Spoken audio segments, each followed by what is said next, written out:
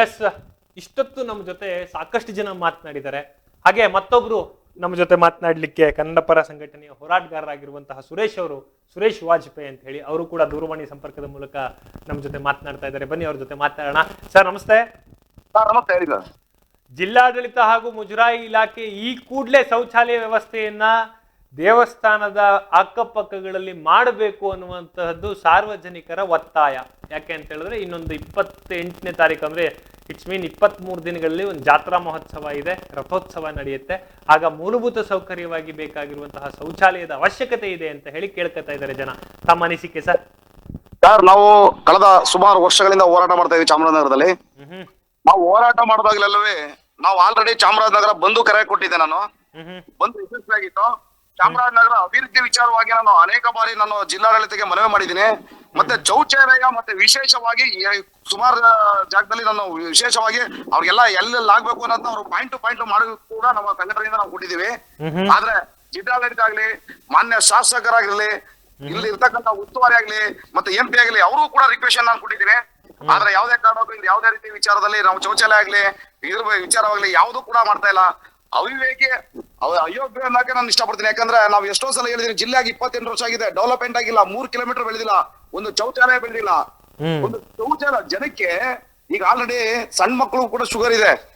ನೀವು ಅಂತೀರಾ ಪಚ್ಚಪ್ಪ ಸರ್ಕಲ್ ಅಲ್ಲಿ ಅನೇಕ ನಾವು ಹೇಳಿದೀವಿ, ಪಚ್ಚಪ್ಪ ಸರ್ಕಲ್ ಎಲ್ಲಾ ಕೂಡ ಯಾವ್ದೇ ಊರವ್ರು ಬಂದು ಅಲ್ಲಿ ಸ್ಟಾಪ್ ಆಗಿ ಇಳಿತಾರೆ.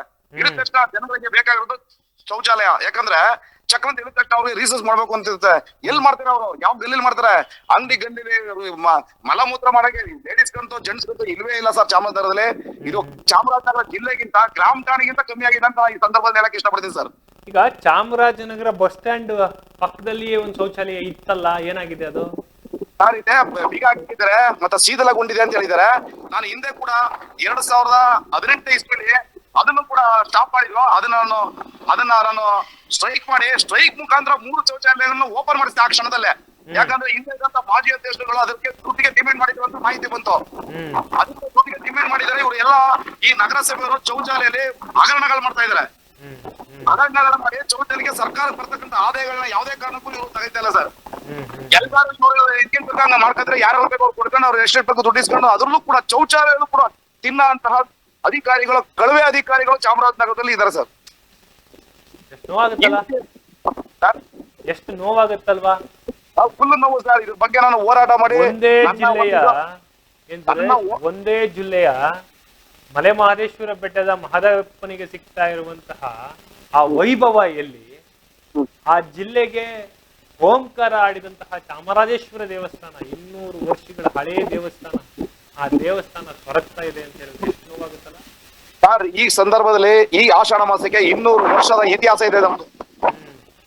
ನಮ್ಮ ಇತಿಹಾಸ ಉಳ್ಳತಕ್ಕಂತ ದೇವಸ್ಥಾನ ಅಭಿವೃದ್ಧಿ ಮಾಡ್ತಾ ಇಲ್ಲ.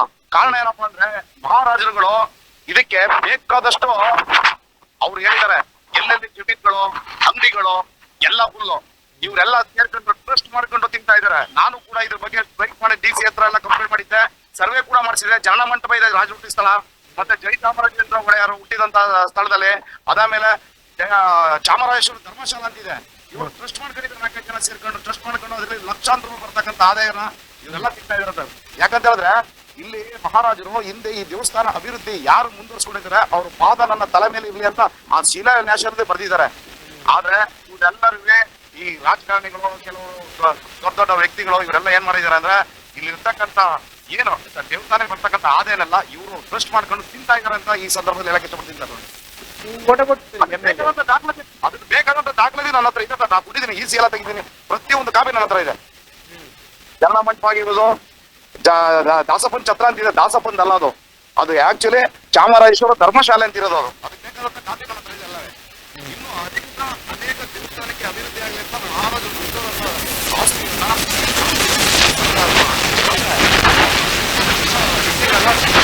ಮಾಡ್ಕೊಂಡು ತಿಂತಾ ಇದ್ದಾರೆ.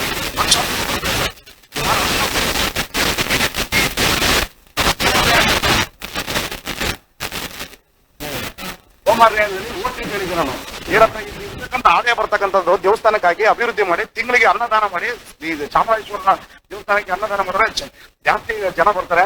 ಅಂತ ಎಲ್ಲಾ ರೀತಿಯಲ್ಲಿ ಹೇಳಿದ್ದೀನಿ. ಆದ್ರೆ ಯಾರು ಅದ್ರ ಬಗ್ಗೆ ತಲೆ ಕೆಡ್ಸ್ಕೊಳ್ಳಲ್ಲ. ಇಲ್ಲಿ ಇರ್ತಕ್ಕಂಥವ್ರು ಎಲ್ಲ ಭಯ ಪಡ್ತಾರೆ. ಯಾಕಂದ್ರೆ ಕೇಸ್ ಹಾಕ್ತಾರೆ ಅಂತ. ಈಗ ಆಲ್ರೆಡಿ ನನ್ನ ಮೇಲೆ ಒಂದು 16 ಕೇಸ್ ಇತ್ತು.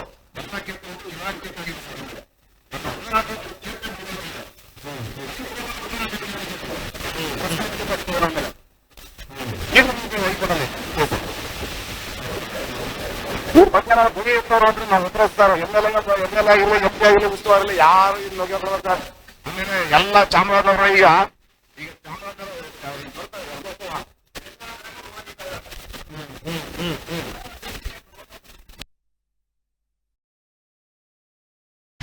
ರೀಸೆಸುವ ಜಾಗನೇ ಇದು ಹೇಳಿ ಊರಪ್ಪ. ಹಾ ಅಲ್ಲ ತಾನೇ ಮನೆ ಕಟ್ಬೇಕು. ಇಲ್ಲ ಮನೆ ಕಟ್ಟಾದ್ಮೇಲೆ ಹೊಡೆದಾಕ್ಬಿಟ್ಟು ಮತ್ತೆ ಬೇಸ್ಮೆಂಟ್ ಕಟ್ಟಿ ಮತ್ತೆ ಮನೆ ಕಟ್ಟೋ ಅಂತ ಕೆಲಸ ಮಾಡ್ತಾ ಇರೋದು. ಇನ್ನು ನಿಮ್ಮ ಸಲಹೆ ಏನು ಸರ್? ನಮ್ಮ ಶಾಸಕರು ಏನ್ ಮಾಡ್ತಾ ಇದ್ದಾರೆ? ಶಾಸಕರಿಗೂ ಇದು ಇದ್ರ ಬಗ್ಗೆ ಗಮನ ಇಲ್ವಾ? ಚಾಮರಾಜನಗರದ ಶಾಸಕರು ಸರ್, ಅವ್ರು ಅಭಿವೃದ್ಧಿ ಮಾಡ್ತಾ ಇಲ್ಲ. ಅವ್ರ ಆಸ್ತಿನ ಅಭಿವೃದ್ಧಿ ಮಾಡಕ್ ಮಾತ್ರ ಇಷ್ಟಪಡ್ತಾ ಇರೋದು.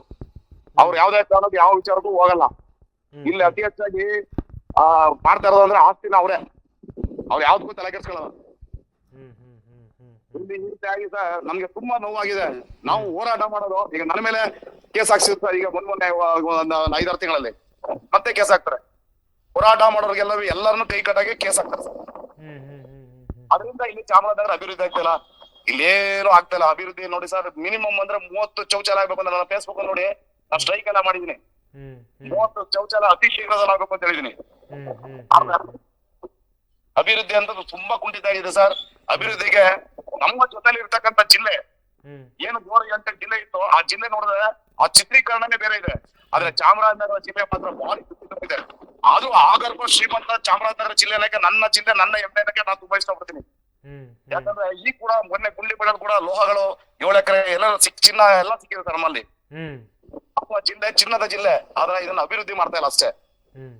ಆ ತರದೊಂದು ಇಚ್ಛಾಶಕ್ತಿ ಇಲ್ಲ ಅನ್ಸುತ್ತೆ. ಯಾವ ಇಚ್ಛೆ ಇಲ್ಲ ಸರ್ ಇಲ್ಲಿ. ಬರ ಅಂತ ಅಧಿಕಾರಿಗಳು ಡಿಫಾಲ್ಟರ್ ಅಧಿಕಾರಿಗಳ ಯಾರು ಅಧಿಕಾರ ಡೈರೆಕ್ಟ್ ಆಗಿ ಬರ್ತಾರೆ ಅವ್ರನ್ನ 3 ತಿಂಗಳು ನಡೆಸಲ್ಲ, ಎಲ್ಲರನ್ನ ಕಳಿಸ್ಬಿಡ್ತಾರೆ. ಆದ್ರಿಂದ ಚಾಮರಾಜನಗರ ಜಿಲ್ಲೆ ಯಾವ್ದೇ ಕಾರಣಕ್ಕೂ ಕುಂಠಿತ ಆಗ್ಬಿಟ್ಟಿದೆ. ನಮ್ಗಂತ ಈ ಚಾಮರಾಜನಗರದಲ್ಲಿ ಬಹಳ ಬೇಜಾರಾಗ್ಬಿಟ್ಟಿದೆ ಸರ್. ನಮ್ಮ ಜಿಲ್ಲೆ ನಮ್ಮ ಊರು ನಾವು ಹುಟ್ಟಿದ್ ಬೆಳೆದೂರು ಏನಾದ್ರು ಡೆವಲಪ್ಮೆಂಟ್ ಮಾಡಬೇಕು ಅನ್ನೋಕ್ಕೋಸ್ಕರ ಹೋರಾಟ ಮಾಡ್ತಾ ಇದೀನಿ. ಅದು ಬಿಟ್ರೆ ಯಾವ್ದೇ ರೀತಿ ಯಾವ್ದೇ ಅಪೇಕ್ಷೆ ಇಲ್ಲದೆ ಅಂತ ಹೋರಾಟ ಮಾಡ್ತಾ ಇದ್ದ ವ್ಯಕ್ತಿ ಅಂದ್ರೆ ನಾವು ನಮ್ಮ ಸಂಘಟನೆ ಸುವರ್ಣ ಕರ್ನಾಟಕ ರಕ್ಷಣಾ ವೇದಿಕೆ. ನಾವು ಯಾವ ಅಧಿಕಾರ ಹತ್ರನೂ ಯಾರ ಹತ್ರನೂ 10 ಪೈಸೆ ಇಸ್ಕೊಳ್ಳದೆ ನಮ್ಮ ಸ್ವಂತ ದುಡ್ಡಲ್ಲಿ ಕೆಲಸ ಮಾಡ್ತಾ ಇದೀವಿ ಸರ್. ಯಾಕಂದ್ರೆ ಯಾರು ಕಾಮೆಂಟ್ ಮಾಡಲಿ ಧೈರ್ಯವಾಗಿ ಈಗ ನಿಮ್ಗೆ ಇನ್ನೊಂದು 23 ದಿನದಲ್ಲಿ ನಿಮ್ಮ ಜಿಲ್ಲೆಯಲ್ಲಿ ಚಾಮರಾಜೇಶ್ವರ ದೇವಸ್ಥಾನದ ಒಳಗಡೆಯೇ ಬಹಳ ದೊಡ್ಡ ಜಾತ್ರೆ ನಡೆಯುತ್ತೆ. ಹೌದು ಸರ್. ವಿಶೇಷವಾಗಿ ನಿಮ್ಮ ಲಿಸ್ಟ್ ಏನು ಸರ್? ನಿಮ್ಗೆ ಇಂಥದ್ದಿದ್ರೆ ನನ್ನ ಜಿಲ್ಲೆಗೆ ಮರ್ಯಾದೆ ಉಳಿಯುತ್ತೆ ಅನ್ನೋದಾದ್ರೆ ನಿಮ್ ಲಿಸ್ಟ್ ಏನ್ ಸರ್? ಜಿಲ್ಲಾಡಳಿತದ ಮುಂದೆ ಆಗಿರ್ಬೋದು, ಪ್ರಾಧಿಕಾರದ ಮುಂದೆ ಆಗಿರ್ಬೋದು, ಶಾಸಕರ ಮುಂದೆ ಆಗಿರ್ಬೋದು. ಪಬ್ಲಿಕ್ ಟಾಯ್ಲೆಟ್ ಆಗ್ಬೇಕು ಸರ್. ಪಬ್ಲಿಕ್ ನೀರಿನ ವ್ಯವಸ್ಥೆ ಆಗ್ಬೇಕು. ಪ್ರತಿ ಒಂದು ರೋಡಲ್ಲೂ ಕೂಡ ನೀಟಾಗಿ 23 ದಿನ ಒಳಗಡೆ ಎಲ್ಲಿ ಅಗದಿದ್ದಾರೆ ಈಗೆಲ್ಲ ಫುಲ್ ನೀಟಾಗಿ ತಾರ್ ರೋಡ್ ಆಗ್ಬೇಕು. ಸಾರ್ವಜನಿಕರು ಬೇರೆ ಊರು ಬೇರೆ ಜಿಲ್ಲೆ ಬರ್ತಾರೆ. ನಮ್ದು ವಿಶೇಷವಾದಂತಹ ಚಾಮರಾಜನಗರ ಜಿಲ್ಲೆ ಅನ್ನಕ ನಾನು ಇಷ್ಟಪಡ್ತೀನಿ. ಯಾಕಂದ್ರೆ ಆಷಾಢ ಮಾಸದಲ್ಲಿ ನವ ದಂಪತಿಗಳಿಗೆ ಹಣ್ಣು ಜೀವನ ಸೇರಿದಂತಹ ನಮ್ಮ ಜಿಲ್ಲೆ ಇದು. ಇನ್ನೂ ಇಲ್ಲ, ಇಡೀ ದೇಶದಲ್ಲೇ ಇಲ್ಲ. ಇದೊಂದು ನಮ್ಮ ಜಿಲ್ಲೆಯಲ್ಲಿ ಇರತಕ್ಕಂತ ಒಂದು ತೇರಿನ ಒಂದು ರಥೋತ್ಸವ ಇಡೀ ರಾಜ್ಯದಲ್ಲೇ ಇಲ್ಲ. ಹೆಣ್ಣು ಗಂಡು ಮತ್ತೆ ಸೇರ್ಕೊಂಡು ಇಬ್ರಿಗೂ ಆಶೀರ್ವಾದ ಅಂತ ಪಡೆಯಂತ ಹಣ್ಣು ಜೀವನ ಐತೆ ಅಂತಕ್ಕಂತ ಒಂದು ಪದ್ಧತಿ ನಮ್ಮಲ್ಲಿ ಮಹಾರಾಜರು ಆ ಕಾಲದಲ್ಲಿ ಮಾಡಿರ್ತಕ್ಕಂಥದ್ದು. ಆ ಕ್ಷಣದಲ್ಲಿ ತೇರೆಲ್ಲ ಮಾಡಿ ಇದೆಲ್ಲ ಮಾಡಿದ್ರು. ನಮ್ದು ಹಿಂದೆ ಇರ್ತಕ್ಕಂಥ ಇತಿಹಾಸ ಈ ರಾಜ್ಯದಲ್ಲಿ ಇಲ್ಲ ಅನ್ನೋಕೆ ನಾನು ಬಹಳ ಇದ್ಪಡ್ತೀನಿ ಸರ್. ಯಾಕಂದ್ರೆ ನಮ್ಮಲ್ಲಿ ಇರ್ತಕ್ಕಂಥದ್ದು ಒಂದೊಂದು ನಮ್ಮ ಊರುಗಳಲ್ಲಿ ಜಾನಪದ ಕಲಾವಿದಾಗ್ಬೋದು, ಪ್ರತಿಯೊಂದು ಎಲ್ಲ ನಮ್ಮ ಜಿಲ್ಲೆಯಲ್ಲಿ ಎಲ್ಲಾರ ಜಿಲ್ಲೆ ಇದೆ ಸರ್. ಬಟ್ ಡೆವಲಪ್ಮೆಂಟ್ ಆಯ್ತಲ್ಲ ಅದೊಂದೇ ಬೇಜಾರು sir. Yes, thank you Suresh. ಇಷ್ಟೊತ್ತು ಈಡೆನ್ಸ್ ನ್ಯೂಸ್ ಜೊತೆ ಮಾತನಾಡಿದ್ದಕ್ಕೆ, ನಿಮ್ಮ ಹೋರಾಟಕ್ಕೆ, ಜಿಲ್ಲೆಯ ಅಭಿವೃದ್ಧಿಯ ವಿಷಯದಲ್ಲಿ ಈಡೆನ್ಸ್ ನ್ಯೂಸ್ ಸದಾ ನಿಮ್ಮ ಜೊತೆ ಧ್ವನಿಯಾಗಿ ಇರುತ್ತೆ, ನೈಜ ಹೋರಾಟಗಳಿಗೆ. Thank you. ಎಸ್, ಕೇಳಿಸ್ಕೊಂಡ್ರಲ್ಲ ವೀಕ್ಷಕರೇ, ಒಬ್ಬರಲ್ಲ, ಇಷ್ಟೊತ್ತು ನಮ್ಮ ಜೊತೆ ಮಾತನಾಡಿದಂತಹ ಎಲ್ಲರೂ ಕೂಡ ಒಂದೇ ಹೇಳ್ತಾ ಇರೋದು, ನನ್ನ ಜಿಲ್ಲೆಯನ್ನ ಅಭಿವೃದ್ಧಿಪಡಿಸುವಂತಹ ಇಚ್ಛಾಶಕ್ತಿ ಉಳ್ಳಂತಹ ಅಧಿಕಾರಿಗಳನ್ನೇ ಕೊಡ್ತಾ ಇಲ್ಲ ಅಂತ. ದಯವಿಟ್ಟು ಇದ್ರ ಬಗ್ಗೆ ಗಮನ ಹರಿಸಬೇಕು ಜಿಲ್ಲಾಡಳಿತ. ಎಸ್, ಬನ್ನಿ, ನಮ್ಮ ಜೊತೆ ಮತ್ತಷ್ಟು ಜನ ಮಾತನಾಡೋದಿದ್ದಾರೆ. ಅವರು ಈಡನ್ ಜೊತೆ ಮಾತನಾಡ್ಬೇಕಾದ್ರೆ ತಮ್ಮ ಅಳಲನ್ನ ಯಾವ ರೀತಿ ವ್ಯಕ್ತಪಡಿಸಿದ್ರು ನೋಡ್ಕೊಂಡ್ ಬರೋಣ.